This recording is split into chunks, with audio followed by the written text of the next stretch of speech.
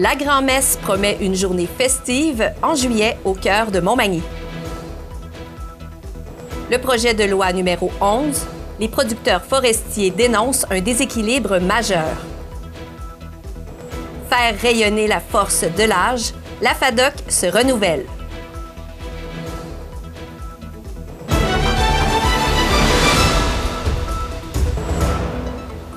Bonjour mesdames et messieurs. La grand-messe animera la place Montel le 17 juillet prochain à Montmagny avec une programmation mêlant microbrasserie, bouffe de rue, musique et ambiance tropicale au cœur du centre-ville. Organisé par le Service des loisirs, de la culture et de la vie communautaire de la ville de Montmagny, l'événement sera présenté par Promutuelle Assurance, partenaire officiel pour les 3 prochaines éditions. L'offre de boissons sera bonifiée cette année avec l'ajout de prêt-à-boire et de mocktails, en plus des bières de microbrasserie déjà populaires auprès des festivaliers. 5 camions de rue, membres de l'Association des restaurateurs de rue du Québec, proposeront également tacos, ailes de poulet et spécialités sud-américaines.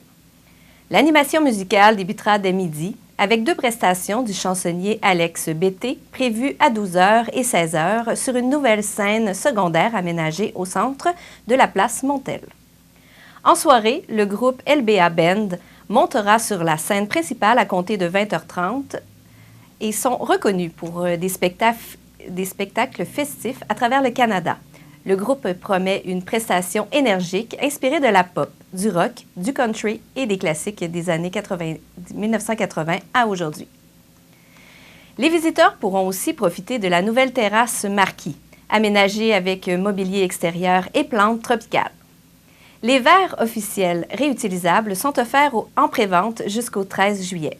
Les commerces du centre-ville participeront également à une braderie présentée sur la Saint-Jean-Baptiste-Est du 16 au 18 juillet. Les organisateurs invitent la population à réserver rapidement son verre officiel, vendu au coût de 15 $ en prévente et 20 $ à l'entrée du site pendant l'événement. Réunis en conférence de presse, l'Union des producteurs agricoles UPA et la Fédération des producteurs forestiers du Québec, FPFQ, interpellent les partis politiques sur la mise en marché du bois des forêts publiques au détriment des forêts privées. Pour les organisations, le projet de loi numéro 11 accentue un déséquilibre dénoncé depuis longtemps dans la filière forestière. Elles estiment que les règles d'attribution du bois public favorisent une concurrence jugée déloyale envers les propriétaires de forêts privées, qui représentent une part importante du potentiel forestier québécois. Selon elle, la réforme risque de réduire les revenus et de fragiliser des milliers d'emplois en région. Les dirigeants demandent au gouvernement de respecter le principe de résidualité et de prioriser l'achat des bois issus des forêts privées. Ils réclament aussi un meilleur équilibre entre l'offre publique et privée, ainsi qu'une révision des conditions de prix. Les producteurs soutiennent que le bois public est actuellement vendu à des conditions qui faussent le marché et nuisent à la compétitivité du secteur privé. Leur leader lance un appel aux partis politiques en vue de la prochaine campagne électorale. L'UPA et la FPFQ annoncent l'envoi d'un questionnaire aux formations politiques et entendent rendre publiques les réponses obtenues. Ces organisations souhaitent faire de cet enjeu une priorité nationale afin de stabiliser les revenus des producteurs forestiers et de leur soutenir dans le développement rural au Québec.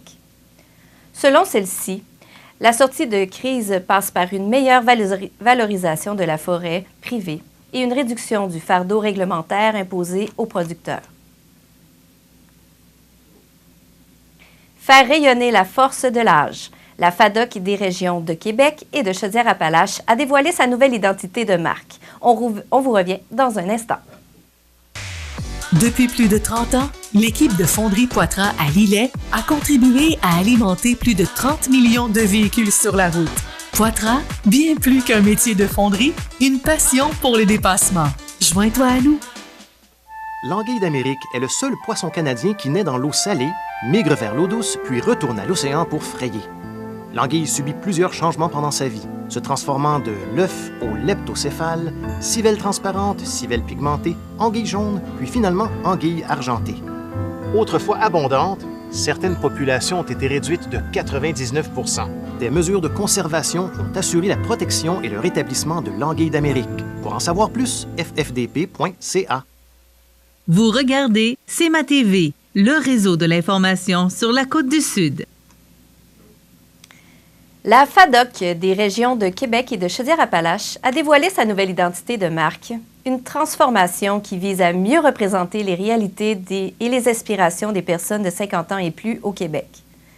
Cette réforme comprend notamment un nouveau logo et une nouvelle signature, FADOC, faire rayonner la force de l'âge, qui traduisent l'évolution de l'organisation et de ses 6220 membres à travers la province.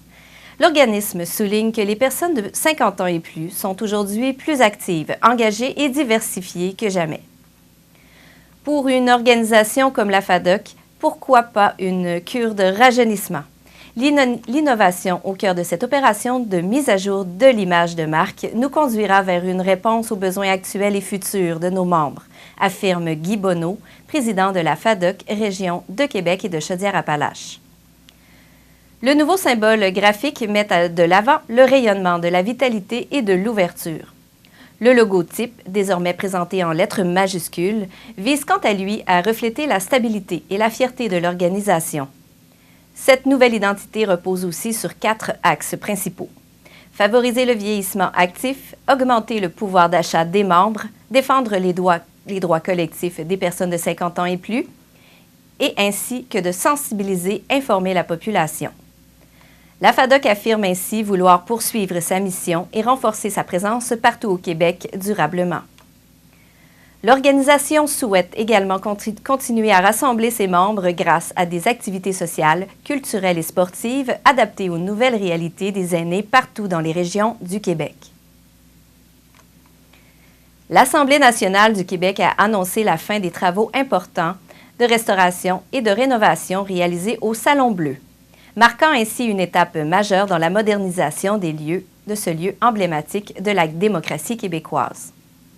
L'entrepreneur responsable du chantier a officiellement remis les clés de la salle, permettant à l'institution de poursuivre les préparatifs nécessaires afin d'accueillir les parlementaires au début de la prochaine législature, prévue à l'automne. La réouverture prochaine du Salon Bleu représente bien plus que la fin d'un chantier. Elle reflète notre volonté de préserver ce joyau patrimonial, au lieu de notre démocratie, au service de l'ensemble des Québécois et des Québécoises, a déclaré la présidente de l'Assemblée nationale, Nathalie Roy. Même si les travaux principaux sont maintenant terminés, une nouvelle phase du projet s'amorcera au cours des prochains mois, avec l'installation et les essais des équipements techniques et informatiques nécessaires aux activités parlementaires. Le Salon Rouge retrouvera également sa vocation initiale. Le bureau de l'Assemblée nationale avait autorisé un budget de 32,2 millions de dollars pour la réalisation des travaux et des contrats professionnels liés au projet. Une somme additionnelle de 8,7 millions de dollars a aussi été accordée afin de soutenir les principaux services parlementaires et le développement du projet numérique associé au chantier. Le projet avait été lancé à la suite d'un diagnostic réalisé en 2018 par des firmes d'architecture et d'ingénierie en collaboration avec le Centre de conservation du Québec. L'étude concluait que des interventions majeures étaient nécessaires afin d'assurer la préservation de ce lieu patrimonial historique pour longtemps encore. Fenplast, c'est le plus important manufacturier de portes et fenêtres au Québec. Un produit recommandé par Protégez-vous au printemps 2024. Vous pensez portes et fenêtres? Passez voir notre équipe à la boutique Fenplast Montmagny au 228 Chemin des Poiriers ou sur fenplast.com. Vous êtes en mode projet? Chez Desjardins, on est en mode solution pour vous aider à donner vie à vos idées. Découvrez nos prêts et marges de crédit personnels.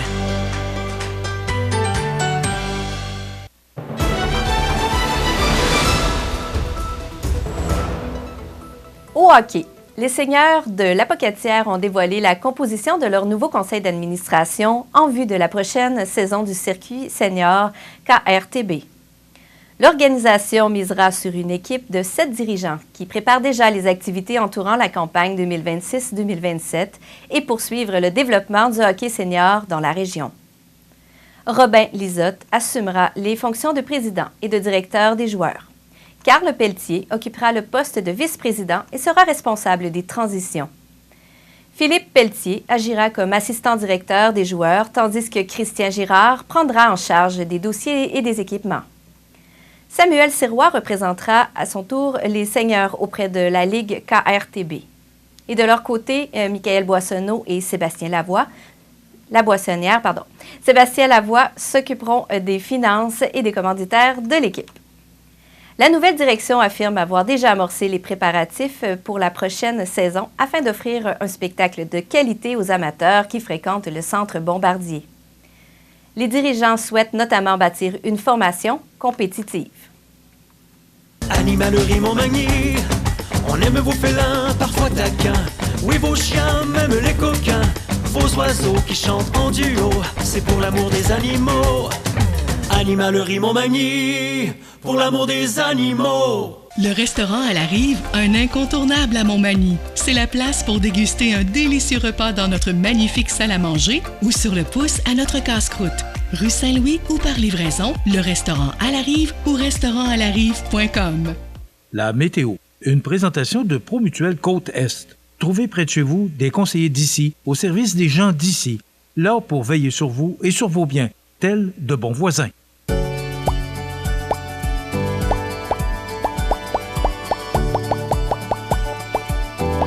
Promutuelle Assurance. L'assureur qu'on aime recommander.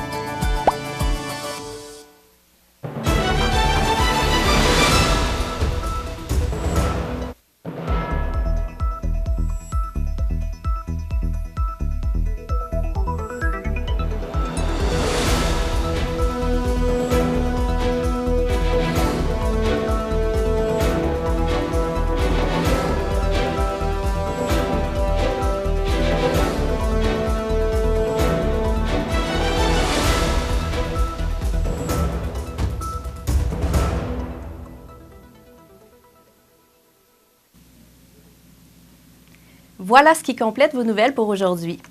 Maintenant, le bulletin télévisé de CMA TV prendra une pause et sera de retour après les vacances estivales. Vous pourrez tout de même suivre vos actualités régionales au cmatv.ca et au journalloiblanche.com. Notre équipe de journalistes et reporters sera sur le terrain tout l'été, comme d'habitude, afin de vous assurer une couverture des événements d'importance sur la Côte du Sud. En attendant, bon été, bonnes vacances et revenez-nous à la fin de l'été.